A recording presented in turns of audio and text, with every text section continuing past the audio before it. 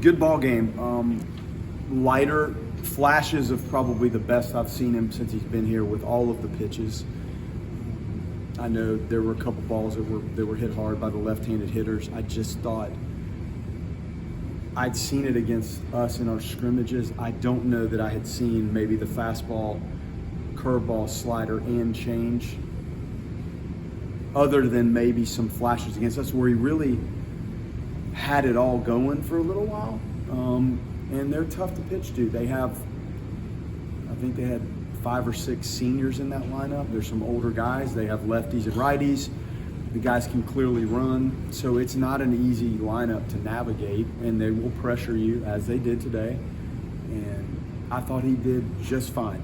I wish after the big 5th I think we had, I wish he could have gone out and punched a little bit and gotten us through the 6th inning, but this is a weird week we've had, and it was a weird weekend, and there's a lot of, you sit on 16 hours of buses and then Florida and back, and that's another 6 hours on, it's been a tough week. So that was enough for him on short rest, and I think Army came in and got the punch out. The difference in the game was Joe Charles. You have the bases loaded, nobody out, and somebody's got to answer and respond, and your job is to bring your A stuff from that bullpen, whether you're starting the game or whether you're coming in the middle of the game. Not easy, but you have to bring your A stuff, and you have to execute pitches. And I thought Micah did a really nice job of navigating the pitch calling, but the guy standing on the mound with the ball is the one that has to execute the pitches, and I thought Joe really did that, and probably the best stuff I've seen him have since he's been with me. He has been through a lot to get back where he's actually healthy and able to pitch, and he owned that moment today, and it was the difference in the game. He was really sharp against the righties and lefties. Marco's at bat.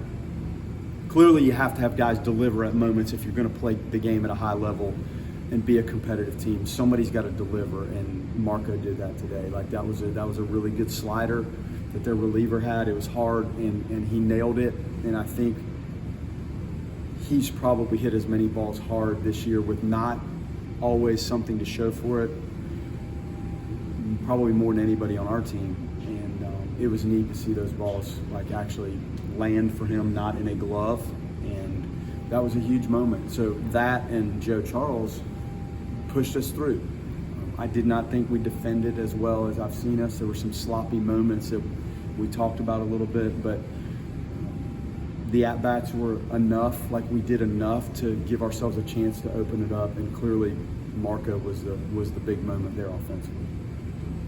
Cam seemed to get in a lot more leveraged counts tonight. Just how big is that for him to get ahead with the 4 pitches that he has and open up that swing and miss ability? Huge. And I'm talking to, I think Jamie had the chart tonight. How many is that? And sometimes it's a number that I'm not prepared to have to deal with early in the game. But then he had 2 10-pitch innings maybe that kind of settled things down. He was on it, and we're going to figure out that fastball. That there's times his lefties seem to line up with it a little bit, but he's learning. He's learning himself. And I thought today he had 4 above-average pitches in play. The guy jumped the fastball and got it, but he squared it up and he got it. And then the other guy to the leadoff double. Those 2 moments, if you have them back, clearly it might have lengthened things and changed his outing a little bit, but man, it definitely gives you a chance to compete and win. And when you bring that, and he knows that he's got the capability to bring all of the paint and the brush and all the stuff in it and take that kid out there, pretty good. I'm not normally one to just throw stats at you, but in the last 5 games, 13 home runs, 3 grand slams, 47 runs. I mean, I'm sure you've had teams be hot like this, but to have so many of those go over the fence, have you ever had a team that does it exactly this way? Numbers-wise, off the cuff here, I've had 2 teams in my time that had some really gaudy offensive numbers.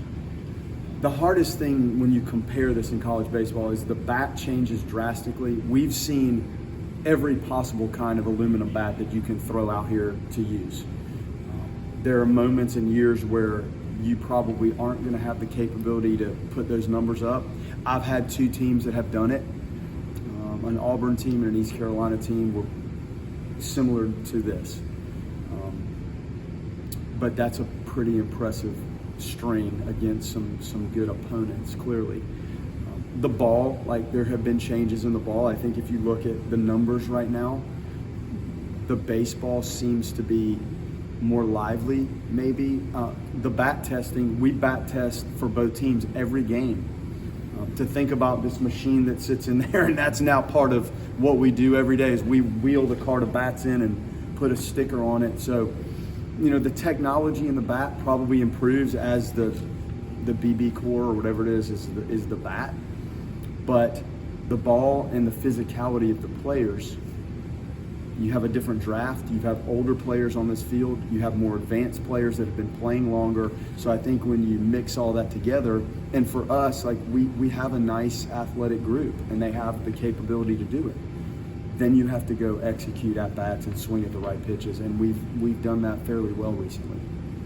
On Tuesday, you talked about with Joe just learning how to control those moments with his lack of experience. Just how encouraging was it to see him do it the way he did, and the efficiency in the strike zone? That was great.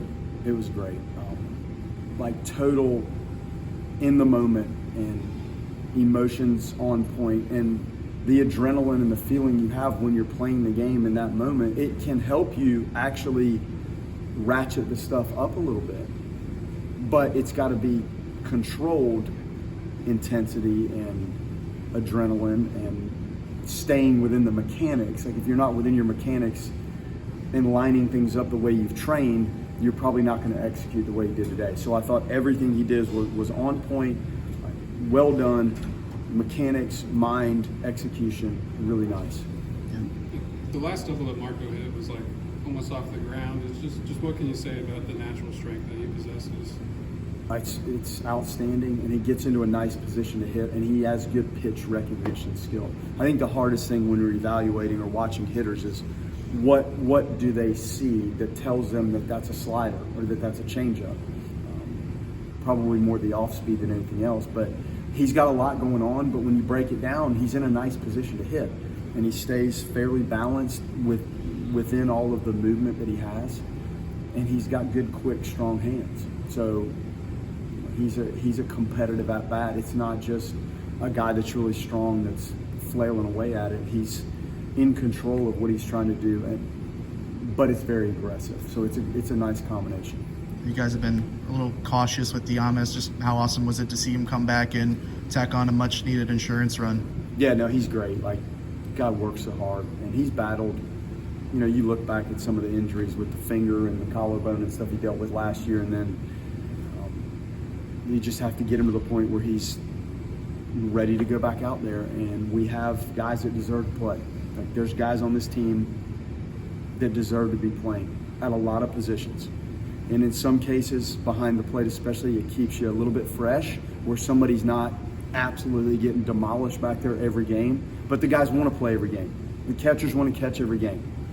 So we just have to assess when the right time is to try to make the maneuvers to keep everybody involved and active and try to line them up to be the best version of themselves they can be based on the game moment and the opponent and the timing of things.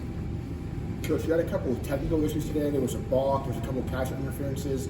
Is that something that concerns you going forward, or is that kind of just a couple one-off things? Yeah, both teams had a catcher's interference. I don't think we've seen one all year. There was some weird stuff. The clock violation. Yeah. We missed a sign. I did not feel like this was a clean version of things today. And they might tell you the same thing.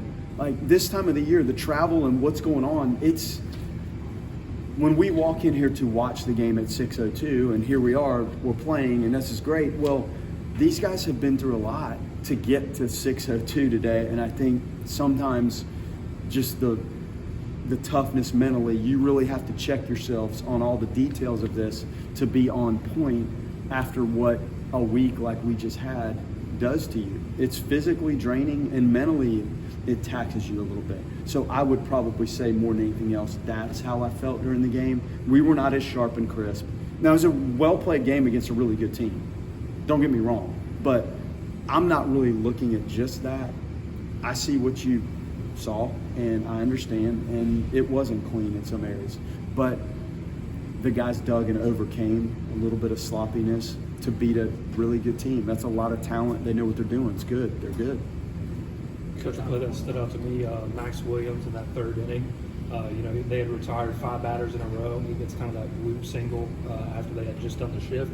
I know you only got 1 run in that inning, but that's a very difficult play to make, and it seemed like it kind of sparked you guys from that point. Yeah, the bunt to start the game, like their third baseman ran into shallow right field, and the game awareness and the guts to say, I'm doing this, and the bunt, and then that one into the shift, big. Like, he knows the game and knows what he's doing. This is the first time he's had a chance really to play a lot. Other than summer ball, he didn't get to play a whole heck of a lot last year at Alabama, and has found his way here. And you look at the exit velocities, maybe not on the bunt or the one you're talking about, but it's consistently, when the ball's in play, as good as anybody we have with the way he pounds the ball. So he's a talented kid, and that was a key moment. Yeah. Awesome. Thanks, man. All right.